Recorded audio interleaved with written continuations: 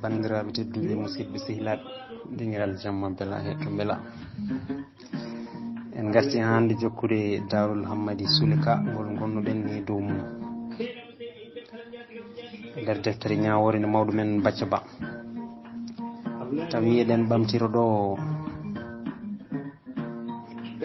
caggal sankare Cheikh Ould Cheikh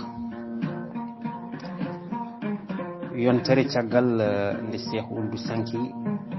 galle makko fuɗɗi dillude haalullaji kewɗi batti nanede joom suudu makko mo sanki e leysu mum o hono Leyla koko naji on wi tan ko joom galle mum ñawani o fawgani hay batte heɓa noon kanko kay o gasni leldare makko tan o jaɗɗi o yoori o wi kos nde o memnomo tan o woojiti o fukki e dow makko nde ko mayɗo Leyla wi koreji mum wonde ɗum ɗo wona meere ɗum meeɗaka yiyede meeɗaka nanede gila dawa dawi nden noon wonko naati galle mabɓe o addaniɓe bone addi kiiti hakkillaji mabɓe foof noon kucci koto Hammadi gati ko oɗo tan naati galle ko ɓooyani ɗum noon ko kanko foti addude oɗo musiba bonɗo mo Allah bonni Leyla wiɓe yoɓe tesko gila Hammadi naati galle Ould Boune o fellisa natti dañde hay hunde miskinagal yillimo waɗi feere o serti o kiitaɗo te ha hande on serani musiba haadi ko noon Leyla ɗaɓɓi tan koyo Hammadi yeeya ko yaawi e ko yacci ko adinde e goɗɗum jolata o wiya wonde yo fadɗo haaɓe jalta hesnade ɓe nanodira e on saaha no ɓe jiiɗi foof ɓe mbaɗa kono Leyla jaɓani o wi yo Hammadi yaltina galle yeeye nde tawno ko kanko ɓuuri wonde cukalel e rewɓe Cheikh Ould Cheikh Leyla ɓurno horsude kala ko wino joom galle makko ko ɗum on ina bewnunomo no feewi ala ko fondunomo ala foof ko Leyla ɗaɓɓanno tawa dañata hay seeto ko yamirore makko tan yahanno ko noon ne Hammadi nden noon omo jogui hakke yeyde ko alda e fadde nduno Oulad Moukhtar en ndendi mbaɗi baru gam ƴewde fiyaku Hammadi ɓe lurdi ɓe mbi yo yidde Leyla sino ko yaawi hedde ɓi mbi ala yo fade haaɓe jalta kesnugol Leyla natti ñamde Leyla natti yarde omona tan wulla omo luuka hankkadi o wayno beftaɗo ni gati no Cheikh Ould Cheikh mayiri ni no hulɓinimo o watti lilade ha jamma hijiro o wone haaje hawsude omo wiya Sellaylo ari sukuño ari goɗɗo naati tillisa makko yidde ñamdemo o fanditono hen ko Hammadi Aysatu watti waldude makko ina renamo ina waajomo ko gasara Aysatu eti artirde hakkille makko kono ronki kanko wonde omo gonɗini wonde ko Hammadi waɗi joom galle makko Aysatu eti famnudemo wonde Hammadi ko suhu moƴƴo nehiɗo mbawɗo liggade jabɗo liggade ɗoftiɗo kalifa mum o jaabi on wonde ɗum ɗon foof de ko gonga kono ɗum ittata wonde Sellayla hay goto meeɗani nande ɗum ne Aysatu kadi eti famnudemo wonde ɗum ɗo ko hoddir tan hay hunde ala ko neɗɗo wawi hen ɓeydude hen joom galle makko ko mawɗo wonno jarannoɗo hedde duuɓi 60 e ko fawi nattat wawde ko wawno kono ala ko naki Leyla ina nanki ɗo nanguno ha tiiɗi yo Hammadi yeeye ko ɓuuri yawde so ronki ɗum wonta ñamde e yarde hande wabbi joom galle makko Cheikh Ould Cheikh foof no yahano eɗo artuno foof Oulad Bakri en donkani Leyla gam ɓe daña jam makko ɓe pelliri yeyde Hammadi te hay goto e Oulad Bakri en sodaramo ɓe pelliri haaldude e goto e Oulad Yasine en ɓurnoɗo wawde sodde maccuɓe e diftade cuhlonto worko on ko Jeydi Ould Daha Wuladu Yasine. Jeydi Ould Daha noon dañi sago mum ko ɗum ɗo yinno gila ko ɓooyi gila Hammadi naari tehende nde. Aissatu woyi ngati omo yenana tuggi nden Hammadi naari e caɗele bonde gurdam mettuɗam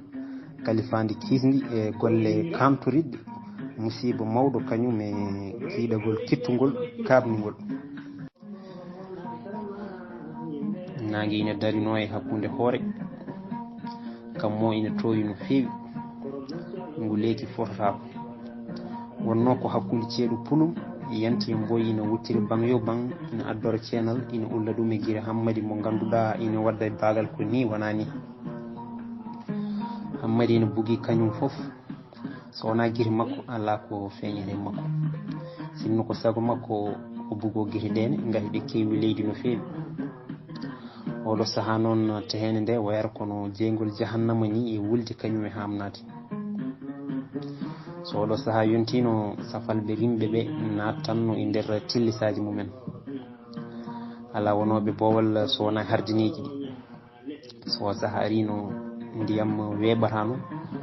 ɓulon koranno ha laaɓa beelon ɓeɓanno ha heddo seeɗa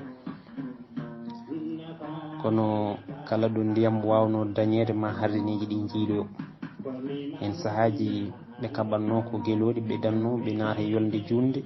gam dartoyde ndiyam wonande khalifaɓe mabɓe. Ndiyam noon ko kanŋe e nder Sahara kala tehende jogui ko ɓulli keeriɗi. En sahaji boom ko galle foof e ɓulel mum kala mo ɓundu mum hori walla ɓeeɓi ko ma ñaago ha tampa nde fuɗɗo dañde ndiyam ko yari walla ko defi. Jeydi Ould Daha noon jogui ko ɓulli ɗiɗi kewata ndiyam no feewi ko ɗum waɗi ina wayno balɗe ɗiɗi foof Hammadi ƴettanno ngeloba rimda hen sumalleji abbo e jeerende ina yiiloyo to ɓulli ngoni. Ñande hen noon Hammadi dañino ɓundu hewndu ndiyam kono ko ndu janandu hardineji ɗiɗi mawɗi ɓaleji kurum tawimo ɗo safatno. Allah e mabɓe ɓuttide goto e mabɓe foof ina wawi wakkade mo yaada hen nden ɓe jiimo ɓe gandi Hammadi wona ɓoyɗo e hardanagal no fewi ɓe jurmimo ɓe ballimo ƴogde e sumalleji makko tati ha kewi caggal ɗum ɓe dentinimo e yaade yiiloyade ndiyam kanko tan goto tengti noon e etade ƴogde ɓulli janandi. Hammadi yettiɓe sanne o wadditi ngeloba makko o faari tehende. Hammadi noon ina yiiɗi no fewi ko waɗata ko omo welto hen no fewi sanne gati omo yiiɗi andude nokkuji kewɗi e jeerende nde omo suusi reedu no fewi o ƴeŋƴotako hay hunde o jertorako hay seeɗa hunde foof omo yiiɗi andude nokku foof omo eto ɗon yabbude koyngal makko ko laaɓo sanne o tampata no fewi e joggugol kono kadi omo dañonno hen welo welo. Ɗum ina rokkamo wona tan wawde muñde heegue donc tampere kono kadi wawde humpitade e andude yimɓe jeerende e jikkuji mumen ko nonne etade mantade maale Sahara. Sahara noon weeɓani andude neɗɗo ina wawi wurde hen duuɓi kewɗi ko alda e andude mo. Safalɓe ɓe ɓoyde hen saaha e saaha foof wone mabɓe majjannoɓe hen te ɓe gontano yiitede ha abada ɓe hen ko mayannoɓe ɗomka ɓe jahanno ha jana e koninkoɓe ruggiyankoɓe walla taƴoɓe ɓen mbaraɓe ƴetta koɓe joguino ha laaɓa. Jeerende Sahara eko ɓuuri hewde waɗi ko tuule ceene towɗe sanne neɗɗo ina wawi yaade fodde yolde junde ko alda yiide leɗɗe walla kaaƴe hay sinno noon woni nokkuji jeerende nde ina waɗi kaaƴe kañum e lekkon seeɗa ɗe ganduɗa ɓurata wonde ko coɓoƴi. ina woodi kadi nokkuji ɗi ganduɗa ina tawe toon wertago ndiyam walla beelon seeɗa ɗum fof e waade noon jeerede sahara konko rentere no geƴñi ngari heewi ko yooli e yimɓe e ko nde sanki e jawdi. Hammadi Soule Ka fuɗɗima andude sahara o no feewi gila tan o naati e juuɗe kalifa makko keso o ma won hande duuɓi 3 Hammadi ñallinani wallinani kala ɗo ina yaahe ko kanko goto e hoore makko ko kanko tan ɗaɓɓata yaade toon kala ko ina ligge ha tengti tan ko fotata yaltude tehende omo softan ɗum no feewi ko ɗum waɗi dendagal yimɓe galle kilifa makko ina kursini Hammadi ha ala ko nandi. Hammadi ina laaɓireedu omo jaɓi liggaɓe omo muñi tampere ɗum ɗon noon heewani e hardineji ɗi ha tengti eɓe Zeydou Ould Daha ɓe nde wonno Zeydou Ould Daha ko kiiɗo cattuɗo bonɗo piyowo ƴattotoɗo hardineji makko ne ko feñotoɓe so ala e galle he ɓe liggotako no feewi somo ɗon ɓe peño ɓe mbaɗa golle bonɗe. Hammadi noon ala hen wonde ɗon kilifa makko e wasde ɗum wonde foof fuuhi e makko ɗum foof e waade noon Hammadi ronki dañde jaam e kilifa mum on maccuɗo jaɓɗo emo jaɓani foof poti e makko o wiyata kanko ko sodirta maccuɗo tan ko ha gollo ala ni jurum so hardani gollaki walla jaɓani gollude tan ko sawru so ronki ɗum ko jeygu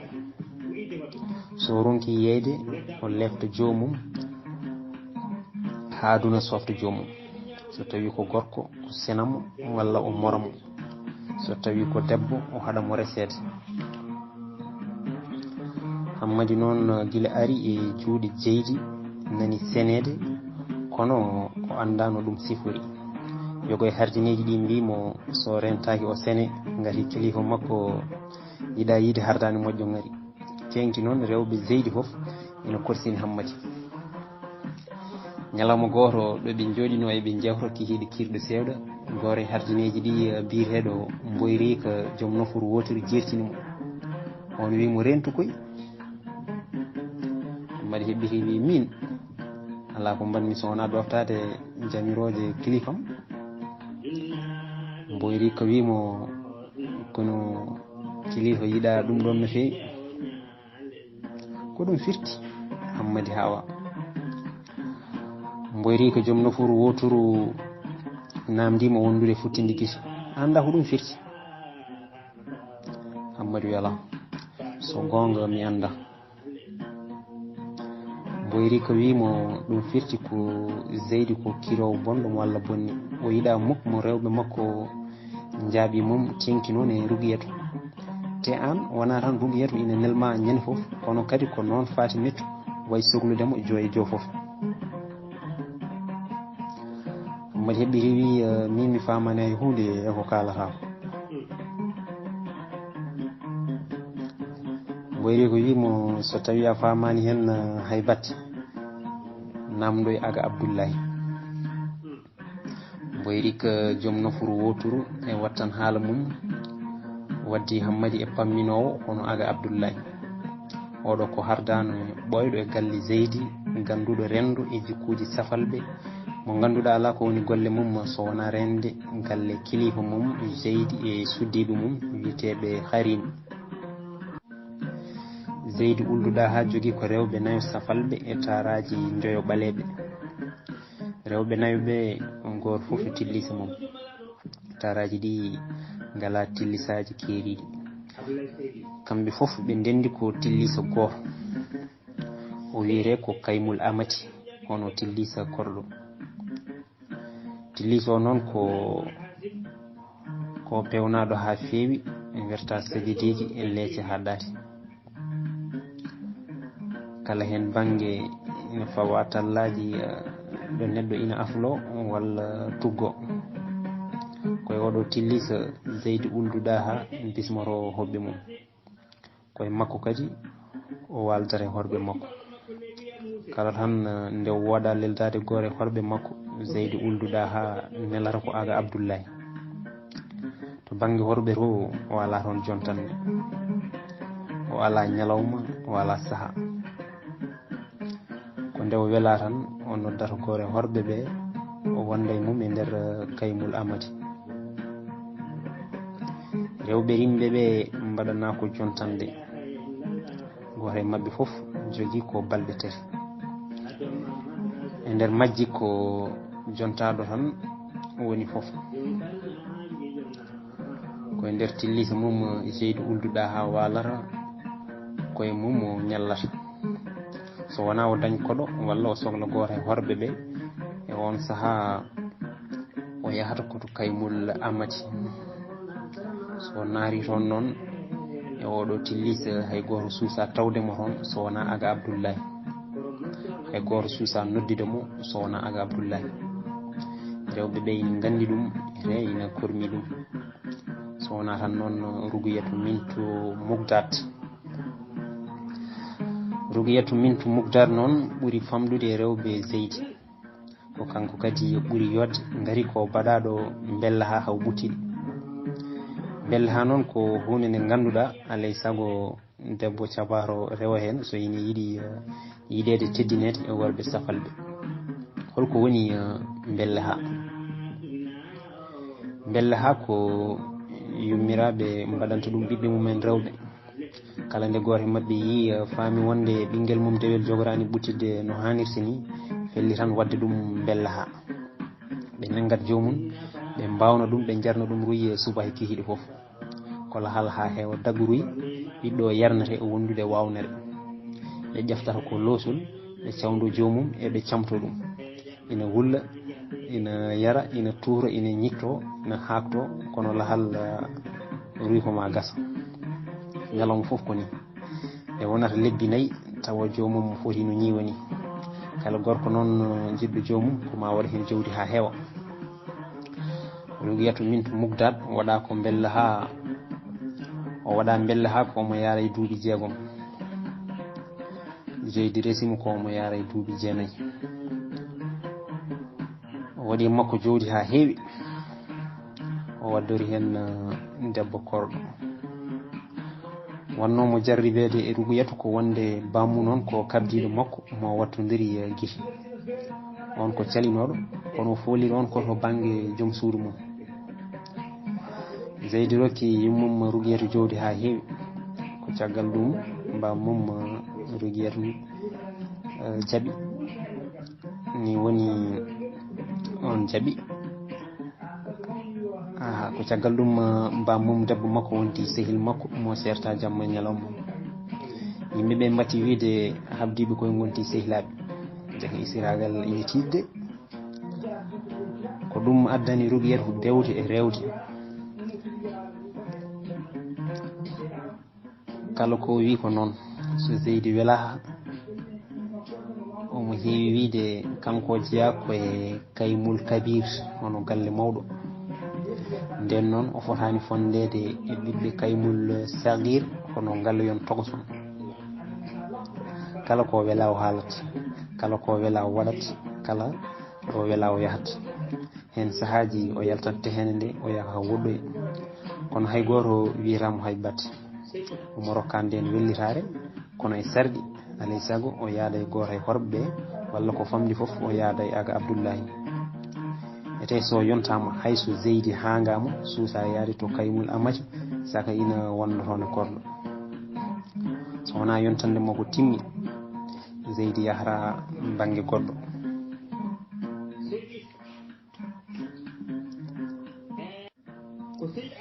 so tawi koko fati hardineji worɓe ɓe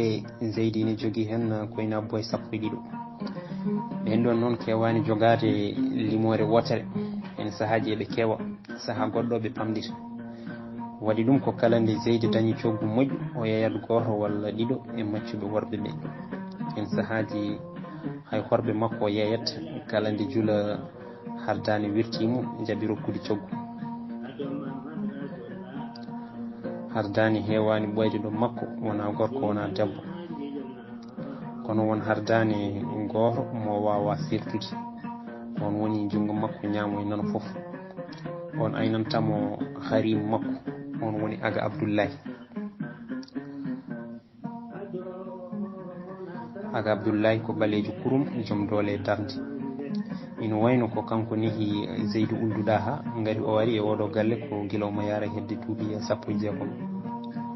on saaha Zeydi kañum ina yara hedde duuɓi 6 ko bammum Zeydi sonnomo e jabatu goto Touareg umminoɗo Tumbuktu o wari mabɓe ko omo mora ko ɗum waɗi ɓe coodimo coggu tingu no fewi o jogorno ko nawede funnangue goɗɗuɗo gati toon maccuɓe moraɓe e senaɓe inen toon no fewi ha tengti to wiyete Hijaz walla Yaman ɗa ha ulduɗa ha waɗi makko coggu o yeeya aga Abdoullahi haaɗi e tehede e juuɗe Wulade Yasina aga Abdoullahi ko ƴoƴƴo sanne omo andi aduna omo humpiti gueɗe safalɓe no fewi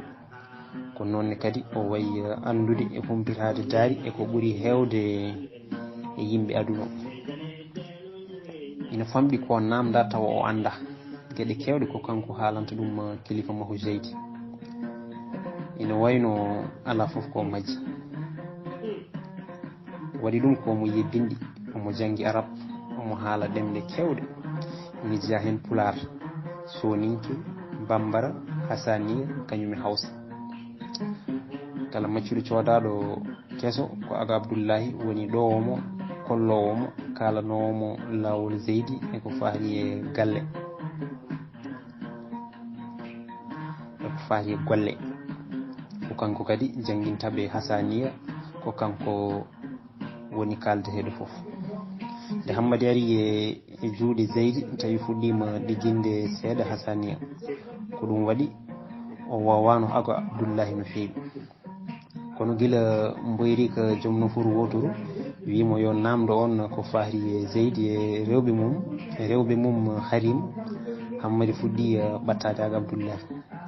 joye jo foof o haalkino on ne teskinomomo Hammadi guila ko ɓooyi kono o jaɓani andikinademo nde tawno omo teeyi aga Abdoullahi hewani ɓallinde hoore mum neɗɗo ha tengti noon e hartani nde wonno ko resda ko ene teddi no fewi alay saago rento rewɓe ha tengti noon ko huddaɓe koma ndente te Zeydi ala hen ɓerɗe ɗiɗi kala nde o tuumi walla o sikkiti goto e hardineji e goto e rewɓe makko o yeeyat hardami ko yaawi so ronki ɗum o senamo walla o moramo Hammadi waɗi feere ha wowi aga Abdoullahi on fuɗɗi horsindemo gam yiya makko ƴoyre needi dentogol kañum e tinnogol e kilifa makko e galle mum watti Hammadi yahata ko ago Abdoullahi tinani o haalata ko ago Abdoullahi yamirani o liggata ko aga Abdoullahi jofaki Hammadi takkimo no dawgel takkorto jomum ni walla no ndewna rewrata e dewnide ɗum ni on hoolimo ha watti haalandemo kabaruji safalɓe daari mabɓe caɗele mabɓe cuuɗidi mabɓe kañum e peeji mabɓe ɓamtiro ɗo ngal ɗo damal 26 ɓiwal biyowal ala foof leñol ngol meeɗani e kaadeki maccugako ñalawma goto hedde beetawe Hammadi ne jooɗino e calel hardineji sara aga Abdoullahi eɓe jewta ko gasara kamɓe tan ɗiɗo gonno ɗon Hammadi ina defanno ataye o siiwi lowol omo jaro omo ferli omo jooɗi e dow gurel togosel omo hucciti funnague aga Abdoullahi to banggue mum ina jooɗino e jajidel togosel ngel o heewi wertude somo juula omo ɓornino wutayel bakayel e tubayel ɓalewel garguel ha heeɓi koppi omo tuggi folon e talleyel togosel murlidguel banguel guddi guddi calel hardaneji noon wonata ko caggal tellisaji Harim Zeydi on noon ko danniɗo ma won hande lewru ɓe ganda ko rewo ɓe ganda ko worgo o haɓɓi ngeloba makko tan guila wendogo yalti o yeehi Hammadi haalti aga Abdoullahi o wi kalifa koye ɓoyingol lawol aga Abdoullahi heɓɓiri wi aha ngol lawol kay mi anda ko kewi omo hewno haalandemi to hucci kono ngol ɗo lawol o yeehi ko alda e konngol hammadi wi cikkuɗa wona worgo tindi aga abdoullahi wi no wawi wonde o wayri kadi dañde dogol suhaaɓe wujjaɓe dahaɓe kanko so wayri dañde maccuɓe tan o jiiɓor ayi ko hen o wurni galle makko ko hen o darni galle makko hitande foof omo daña hen fodde ko ina fota jogade galle makko duuɓi ɗiɗi walla ɓuura ko ɗum waɗi o wawata so wona dartorade ɗum hammadi holli kawis mum maccugagal ina heewi jarabi de te min ina hawni hawani Allah jeermi tan ko ɓaleɓe ina mbaɗa maccuɓe aga abdoullahi heɓiri wiyaha ko gonga joni o saaha mo gonɗen ko ɓaleɓe tan jiyata en goni maccuɓe kono e nder tarih ala foof leñol ngol meeɗani kaaɗe hiya maccugagu yahuɗen gonino maccuɓe firawuna en to grec ɓoyɗo ete rome maccuɓe raneɓe tal ina gonno toon koto rome maccuɗo biyetanoɗo Sparte kayis sandulinno o tafi konu maccuɓe mawgu o ardingu o haaɓi e laamu rome o foola kanko e wondimi makko ɓe pella kamɓe fof kono tawi ɓe dillinino no feewi laamu rome fof wattindi ko sikkitade gonka maccugagu joni noon aga abdoullahi holko addi bone holko waɗi joni ko ɓaleɓe tan to worgo ko ɓaleɓe goni toon maccuɓe gayre o ko ɓaleɓe aga abdoullahi deƴƴi le mo yiɗa jabade namdal hammadi ngal caggal hojomaji ɗiɗi o wi addi bonne tan ko nde maccuɓe raneɓe wiyeteɓe mawlub keptuno laamu e juuɗe halifaɓe mabɓe to leydi misira ɓe mbariɓe ɓe lettiɓe ɓe jofti ko mbongu musugu ɓe dofi ƴiƴam halifaɓe mabɓe e nder maayo nil hango wojji ngo wi coy ɗum betti no feewi yimɓe raneɓe ɓe kawa ɓe naji tuggi nden hankkadi aduna o foof natti huccande raddude honde kañum e daade neɗɗo danejo e boɗejo hankkadi noon ɓe kuccani neɗɗo ɓalejo e kala ɗo wawi wonde e dunde baba adama nde ɓen maccuɓe raneɓe ɓen mawlugen ko julɓe gonno hammadi namdi ngal ɗo namdal aga abdoullahi dillini hoore wondude tengtinde aha julɓe haggan o jokki kono wonde julɗo haɗata wonde maccuɗo ya hammidou min mi famani joni noon aga abdoullahi holno maccugagal ardata an aɗa wawi namdade de kamɓe ɗiɗi foof ɓe jaali ɓe ƴewodiri guite fewjidoɓe feere mawde e hunde mawde aga abdoullahi woni kadi miijade e miññude sikki Allah o yiɗa haalde gueɗe kewɗe paruɗe e maccugagu ɗum ina hamno e makko no fewi deƴƴere makko nde fuɗɗima juutde e fuɗɗima hamnade hammadi inen tan rewnimo guite nde ɓoyno aga abdoullahi wi maccugagu ardata tan ko ɓuurede doole maccugagal ardata tan ko toñanki ala foof diine walla lawol walla aada walla sariya dagnude ɗum hammadi futtini aga abdoullahi guite holli kawis mum e bettere mum e ngol jaabowol kawnigol aga abdoullahi jokki aha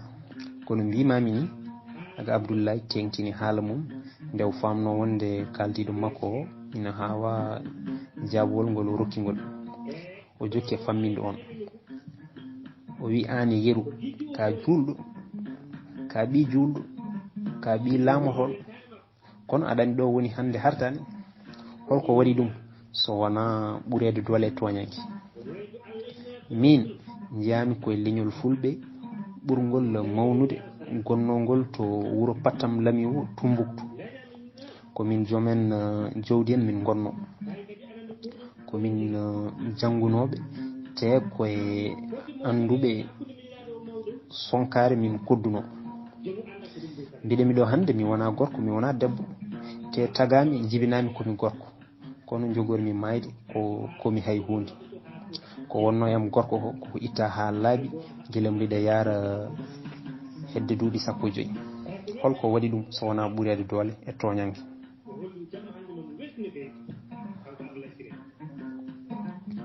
aka Abdoullahi felliri haalde o meeɗano jabde haalde ko fewti gurdam makko kono ngel ɗo cuhlel dunimo e urmidde ɓuure makko nde sellata ha abada o jokki jangtade mette makko nde wawa ittande hoore makko e ɓirowi ƴewtan Allah tagi yimɓe fecciɓe waɗiɓe gorko e debbo yimɓe ɓeydi hen goɗɗo mo wona gorko wona debbo holko waɗi ɗum so wona ɓuurede doole toñangue aga Abdoullahi jokki haala mum o wi hande mi heeɓi duuɓi 7 e ko fawi mi anda no debbo wayi mi anda ina weeli mi anda welani kala ko kalmi hen ko nanalla mi jogorani ɗaccude dono somi mayi tan mi sayi hay wasnode mi jibinede hay wasnode mi tagede ɓuranannomi ni aduno ina heewi toñangue no fewi hay hunde ƴeewaka so wona jawdi goto foof ina ƴeewa no hutori goɗɗo tawi ala ɗo fawi ɗum so wona e dow fenade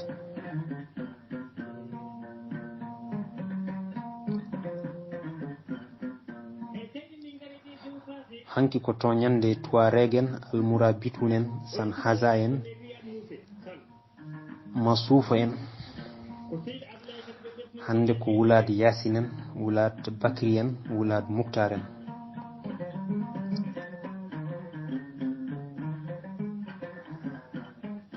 hande ko raneɓe e waɗeɓe janggo ina wawi wonde ɓaleɓe soyɗuɓe saabu hanki wonno ko ɓaleɓe lamɓe gawo ko wayno Sonni Ali Bir Soundiata Keita Mansa Moussa Aksiya Mouhammed ko lamɓe sañɓe gonno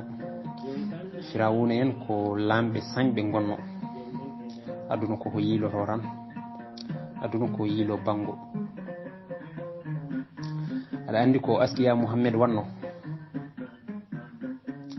o ummi ko leydi makko gam hajjoyde o nawori temedere maccuɗo foof o rimdi ɗum muudo kange o hajji o gasni o wosti haaɗi haɗa makko ko nawno ko fodde kamilaji e alquran te mbiɗa haalanma taniraji lam neɗɗo famotako hay goto tan wawa famde neɗɗo kala biɗo ina fama neɗɗo ko haw tampina hoore makko kono wona haw famamo no neɗɗo wayi hawnade ko noon tarihi mum wayi hawnade heɗomi haalanma darol gotol ɓi lamɗo goto mbiyetenoɗo Jamil meeɗi wadde baaru o wi omo yiɗi andude tarihi neɗɗo o noddi dendagal anduɓe leydi bam makko ɓi lamɗo yamiriɓe yoɓe bindanmo tarihi neɗɗo hono innama aade gam o wawa ƴeftude hen kumpital e bindande nde ina newnanamo laamade yimɓe makko janggo e jaam ko alda e tampere anduɓe jeehi bittoyi caggal duuɓi 20 ɓe gari wondude e gueloɗi 12 hen goto foof ina rimdi 500 deftere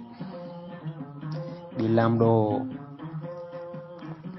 tawi o laamima o wiɓe heewi fakiri ɓurti anduɓe ñaaguiɓe yoɓe ustu yoɓe dabbiɗi ɗum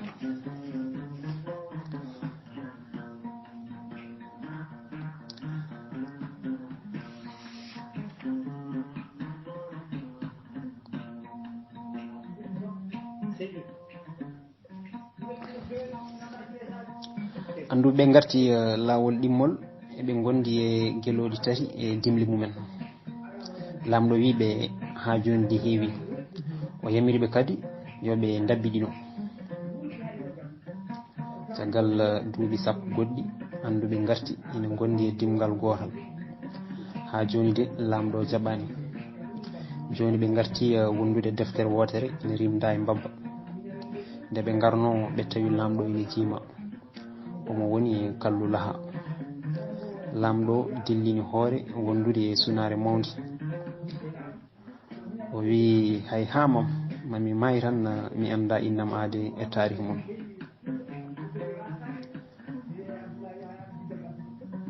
goto e heddinoɓe anduɓe ɓe wimo lamɗam mami rabbiɗinane innama aade e tarihi mum e konguɗi tati kanji goni ɗiɗo ɓe jibinama ɓe lebtodiri ɓe maayi